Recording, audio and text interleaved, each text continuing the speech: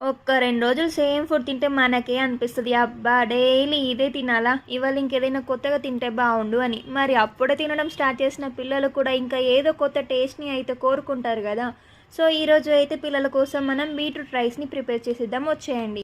First ఒక బౌల్‌లో half glass rice తీసుకుని 2, 3 సార్లు మంచిగా కడిగేసుకోండి. ఇందులోకి హాఫ్ బీట్రూట్‌ని తీసుకుని పొట్టు తీసేసి కడిగేసుకొని చిన్నగా, సన్నగా తురుముకొని వేసుకోండి.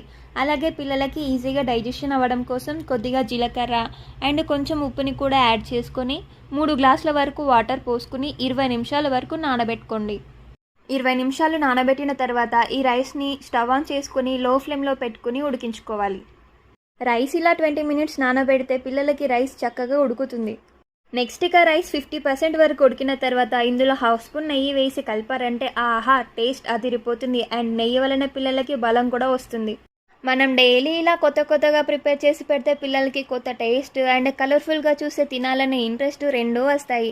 రైస్ మనకి ఇంత కన్సిస్టెన్సీగా ఉడికిన తర్వాత స్టవ్ ఆఫ్ చేసేసుకుని ఇప్పుడు ఒక స్మాషర్ లేదా ఎగ్ బీటర్ తీసుకొని కాస్త బీట్ చేసేసుకుని పూర్తిగా చల్లారిన తర్వాత కాకుండా కాస్త వెచ్చగా ఉన్నప్పుడే పిల్లలకి తినిపించండి. మా చంటోడికి మాత్రం ఇలా బీట్రూట్ రైస్ ప్రిపేర్ చేసి పెడితే ఏదో బెల్లమన్నం పెట్టినంత హ్యాపీగా తినేస్తాడు.